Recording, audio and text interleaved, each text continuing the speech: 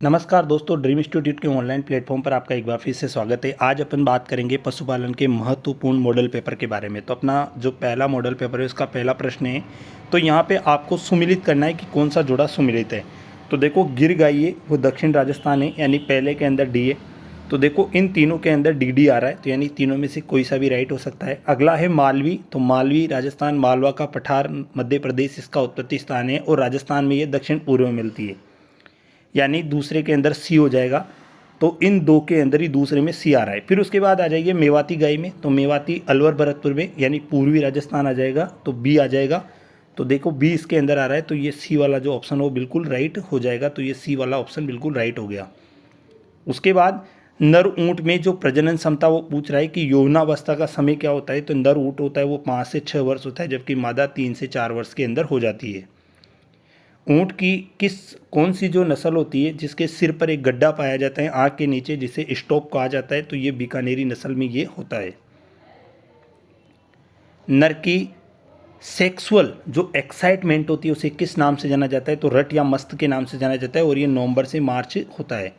उसके बाद अगला देखिए, सिंधी व बलूची किसका संकरण है, तो ये बीकानेरी नस्ल का संकरण है। कोसी किस नस्ल का उपनाम है, तो मेवाती नस्ल का उपनाम कोसी है। कोसी, मथुरा ये इसका उत्पत्ति स्थान है। उसके बाद अगला 7वां प्रश्न अपने सामने आ चुका है कि होलिस्टन फ्रीजियन गाय का दूध उत्पादन कितना होता है। तो होलिस्टन फ्रीजियन जो गाय होती है उसका दूध उत्पादन होता है 5000 से लेकर 6000 लीटर प्रति ब्यात होता है, जबकि जर्सी का 4000 से 4500 लीटर प्रति ब्यात होता है। नवजात बकरी के बच्चों को 3-4 दिन तक शारीरिक भार के अनुसार कितनी मात्रा में ये पिलाना चाहिए, तो देखो 100 ml पिलाना चाहिए, यानी 1 किलो शरीर भार पर 100 ml। आप ऐसे निकाल सकते हो कि 1/10 भाग या 10% आप ऐसे भी निकाल सकते हो। उसके बाद गाय की किस नस्ल को लोला ब्रीड के नाम से जानते हैं, तो गाय की जो साहिवाल जो नस्ल होती है उसको लोला ब्रीड के नाम से जाना जाता है। उसके बाद 10वां प्रश्न है, निम्न में से कौन सा गाय के वितरण स्थान से संबंधित नहीं है। तो देखो, इसके अंदर थार पारकर का पश्चिम राजस्थान बिल्कुल सही है, गिर का दक्षिण राजस्थान भी सही है, मेवाती का पूर्वी राजस्थान सही है, जबकि राठी का गलत है, क्योंकि राठी का उत्तर राजस्थान होना चाहिए। बकरी की वो नस्ल जिसमें नर मादा दोनों में डाडी पाई जाती है, तो बकरी की वो सानेय नस्ल है जिसमें नर व मादा दोनों में डाडी पाई जाती है। बकरी विकास एवं चारा उत्पादन जो परियोजना है ये कहाँ है, तो रामसर अजमेर के अंदर है। तो ये भी आपको याद रखनी है, बहुत इंपॉर्टेंट प्रश्न है जो कई बार एग्जाम में पूछा जाता है। तो ये देखिए, अपना 13वां प्रश्न अपने सामने आ चुका है। तो 13वां प्रश्न देखिए, बेड़ की त्रिकाजी नस्ल कौन सी होती है, तो सोनाड़ी बेड़ की त्रिकाजी नस्ल है। चोकला का उत्पत्ति स्थान कहाँ है, तो चोकला का उत्पत्ति स्थान शेखावाटी क्षेत्र यानी सीकर, चूरू, झुंझुनू है।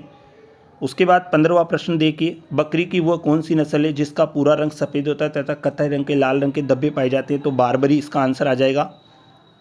फिर उसके बाद भेड़ की वो कौन सी नस्ल है जिसमें सर्वाधिक रोग प्रतिरोधक क्षमता होती है तथा अधिक गर्मी व ठंड सहन करने की क्षमता होती है, तो वो मारवाड़ी बकरी हो जाएगी।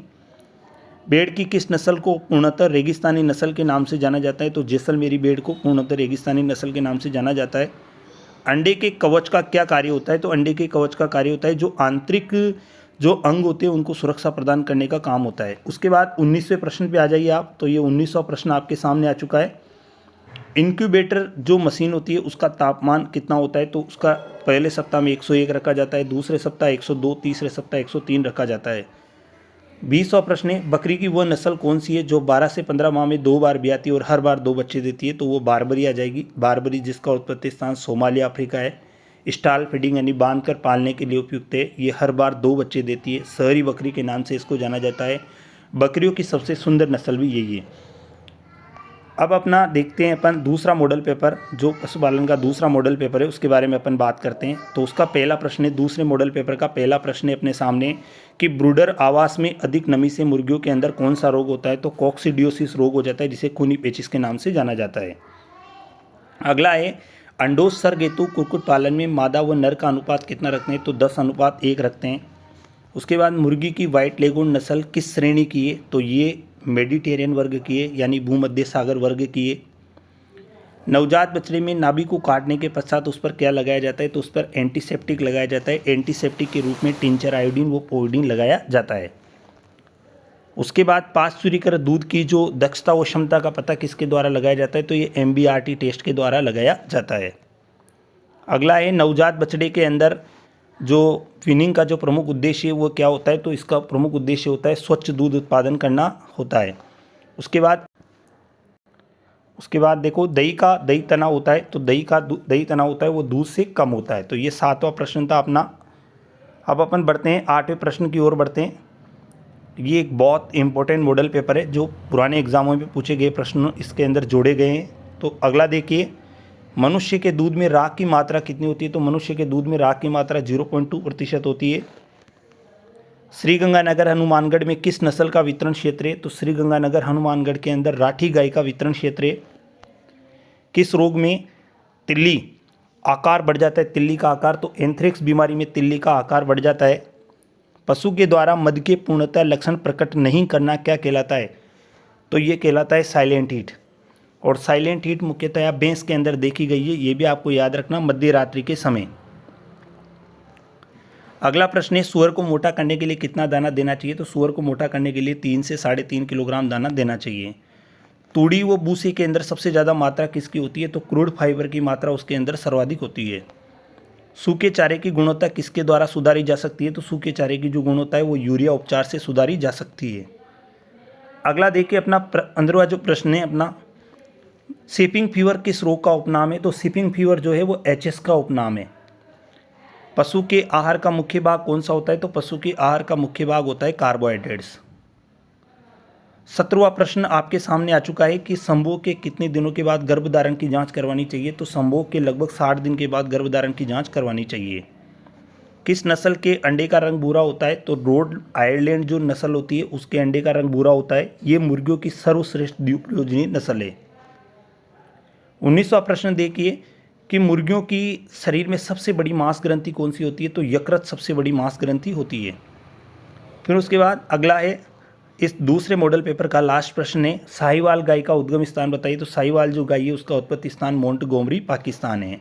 तो ये अपने दूसरे मॉडल पेपर का फाइनल प्रश्न था 20 नंबर का। अब अपन शुरू करेंगे तीसरे मॉडल पेपर का पहला प्रश्न। रुमंती पशुओं में आमाशय का सबसे बड़ा भाग कौन सा होता है? तो सबसे बड़ा भाग जो होता है वो रुमन होता है। फिर उसके बाद दूसरा, बद्याकृत किया हुआ पक्षी क्या कहलाता है? तो बद्याकृत किया हुआ पक्षी कैपन कहलाता है। अगला है, रफेज में क्रूड रेशा की मात्रा कितनी होती है? तो सीएफ जो होता है उसके अंदर 18% से ज़्यादा होता है, यानी ए वाला आंसर बिल्कुल राइट हो जाएगा। उसके बाद बात करते हैं अपन, अगला वाला जो प्रश्न है अपने सामने वो देखिए आप, बकरी की बद्याकरण की उपयुक्त उम्र कितनी होगी? तो बकरी के अंदर जो बद्याकरण यानी बकरी का जो नर होगा उसके अंदर आप बद्याकरण करोगे तो उसकी उम्र 1 से 2 सप्ताह लोगे। उसके बाद दुधारू पशुओं को सर्वाधिक कौन से पोषक तत्व की आवश्यकता होती है? तो दुधारू पशुओं को सर्वाधिक कैल्शियम और फास्फोरस की आवश्यकता होती है। पशुओं में बद्याकरण करने के लिए उपकरण कौन सा प्रयोग किया जाता है? तो बुर्डिजो कास्ट्रेटर नामक उपकरण का प्रयोग किया जाता है।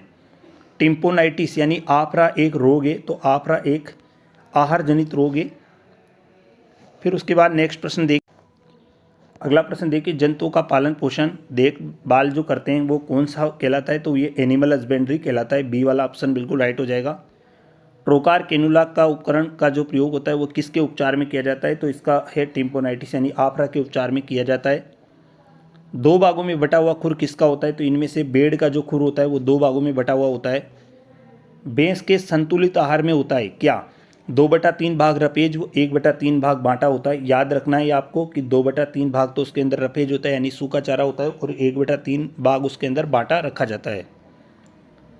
थन की सूजन को क्या कहा जाता है? तो थन की सूजन को मेस्टाइटिस कहा जाता है। उसके बाद अगला देखिए, भैंस को 100 किलो शरीर भार पर कितना शुष्क पदार्थ दिया जाता है? तो भैंस को 100 किलो शरीर भार पर 3 किलो शुष्क पदार्थ दिया जाता है, जबकि गाय को 2.5 किलो दिया जाता है। विदेशी गाय को 3 किलो दिया जाता है, जबकि भेड़ और बकरी को 3 से 4 किलो दिया जाता है। भैंस के संतुलित आहार में सूखा चारा और हरे चारे का अनुपात कितना रखा जाता है? तो याद रखना है 2/3 भाग सूखा चारा रखा जाता है और 1/3 हरा रखा जाता है, यानी ए वाला ऑप्शन बिल्कुल राइट हो जाएगा। अब अपना जो इसका तीसरा मॉडल पेपर था उसका 15वां नंबर का जो प्रश्न है वो देखिए आप। अब यहाँ पे वो आपसे कह रहा है कि अगर हरा चारा लेग्यूमिनेसी परिवार का होगा तब आप क्या करोगे? तो उस समय आपको ये करना है कि 3/4 भाग तो आपको सूखा चारा रखना है और 1/4 भाग आपको हरा चारा रखना है। किस कार्बोहाइड्रेट्स को पशु स्टार्च के नाम से जानते हैं? तो ग्लाइकोजन को पशु स्टार्च के नाम से जाना जाता है। 17वां प्रश्न है, भारत का कृषि मंत्री कौन है? तो वर्तमान भारत में कृषि मंत्री नरेंद्र सिंह तोमर है। ऑपरेशन फ्लड का मुख्य उद्देश्य क्या है? तो ऑपरेशन फ्लड का दूध उत्पादन को बढ़ाना इसका मुख्य उद्देश्य है। राजस्थान राज्य डेयरी निगम की स्थापना कब हुई? तो राजस्थान राज्य डेयरी निगम की स्थापना 1975 हुई है। ये लास्ट जब 2019 में एग्रीकल्चर सुपरवाइजर की भर्ती हुई थी तो उसमें आया था कि Rajasthan state dairy development corporation की स्थापना कब हुई थी? तो 1975 में हुई थी। अपना तीसरे मॉडल पेपर का लास्ट प्रश्न है, केंद्रीय ऊंट अनुसंधान संस्थान कहाँ है? तो जोड़बीत बीकानेर में, जिसकी स्थापना की गई 1984 के अंदर की गई थी। याद रखना है, राजस्थान में सबसे ज़्यादा जो ऊंट पाए जाते हैं वो जैसलमेर में, सबसे न्यूनतम जो पाए जाते हैं वो प्रतापगढ़ में पाए जाते हैं। भारत में सबसे ज़्यादा ऊंट राजस्थान में पाए जाते हैं। पूरे भारत के लगभग 85% ऊंट राजस्थान में पाए जाते हैं। राजस्थान का राज्य पशु भी ऊंट ही है। अब आपको ये जो 60 प्रश्न 3 मॉडल पेपर अपन ने सोल्व कराए, तो ये आपको इनमें से प्रश्न कैसे लगे आप इसके बारे में बताइए। अगर आपको वीडियो अच्छा लगा हो तो लाइक कीजिए, सब्सक्राइब कीजिए, शेयर कीजिए ताकि ज़्यादा से ज़्यादा लोगों तक ये पहुंच सके। धन्यवाद।